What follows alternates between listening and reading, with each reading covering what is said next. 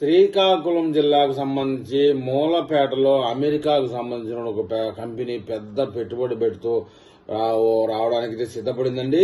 అమెరికాకు చెందిన ఎగ్జాంబుల్ కంపెనీ శ్రీకాకుళం జిల్లా సంతబొమ్మాలి మండలం మూలపేట పోర్టు పరిధిలో ఏర్పాటు కాబోతా ఉంది. 1250 ఎకరాల్లో 83,500 కోట్ల పెట్టుబడితో 83,500 కోట్లు అంటే చిన్న పెట్టుబడి కాదండి, చాలా పెద్దదని చెప్పుకోవాలి. గ్రీన్ ఫీల్డ్ ప్రాజెక్ట్ పాలి ఇథిలిన్ పరిశ్రమను ఏర్పాటు చేయాలని భావిస్తా ఉంది. 83,000 కోట్ల పెట్టుబడితో పాలి ఇథిలిన్ పరిశ్రమకు ప్రతిపాదన అయితే సిద్దమైంది. స్థలాన్ని కూడా పరిశీలించిన ప్రతినిధులు అనుమతులకైతే సిద్దం చేశారు. శుక్రవారం ఆ సంస్థ ప్రతినిధులైతే జాస్ట్ కాస్ట్ సెలింలో డిపి ప్రసన్న, సిజ్ రామచంద్రన్, రజిత్ కుమార్ ఈ ప్రాంతాన్ని అధికారులతో కలిసి పరిశీలించడం జరిగింది. ప్రభుత్వం కల్పించే సౌకర్యాలను ఆర్డీఓ కృష్ణమూర్తి వారికి పూర్తిగా వివరించారు. రైలు రోడ్డు రవాణా అనుసంధానం, అవసరమైన విద్యుత్తు, గొట్టా బ్యారేజ్ నుంచి నీరు సమకూరుస్తామని తెలిపారు. ఇక్కడ పోర్టు నిర్మాణంతో వచ్చే సౌకర్యాల గురించి నిర్మాణ సంస్థ విశ్వసముద్ర జిఎం శంకర్రావు అమెరికా బృందానికి అయితే అవగాహన కల్పించారండి.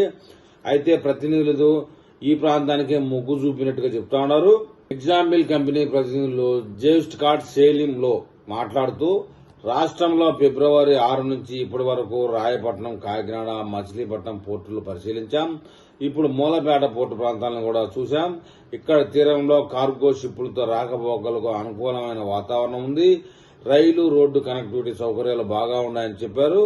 ఇక్కడ పరిశ్రమ ఏర్పాటు చేస్తే ఏడాదికి 2 మిలియన్ మెట్రిక్ టన్నుల ప్లాస్టిక్ తయారు చేయవచ్చు. మా సంస్థకు రోజుకు 100 మిలియన్ లీటర్ల నీరు కావాలి. పర్యావరణ ఇబ్బందులు లేని వేస్ట్ వాటర్ ట్రీట్మెంట్ చేస్తాం. ఫస్ట్ ఫేజ్ లో పాలి ఇథిలిన్, రెండో ఫేజ్ లో పాలి ప్రమోలివ్ తయారు చేస్తాం. 70 దేశాల్లో మా పరిశ్రమలు ఉన్నాయి. 62,000 మందికి పైగా ఉద్యోగాలు ఉన్నారు అని తెలిపారు.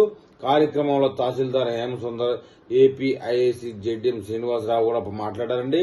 మొత్తానికి ఏదైనా గోదావరి జిల్లాలో శ్రీకాకుళం జిల్లాకు సంబంధించి మూలపేటలో ఈ కంపెనీ రావడం అనేది గ్రేట్ అనే చెప్పుకోవాలి.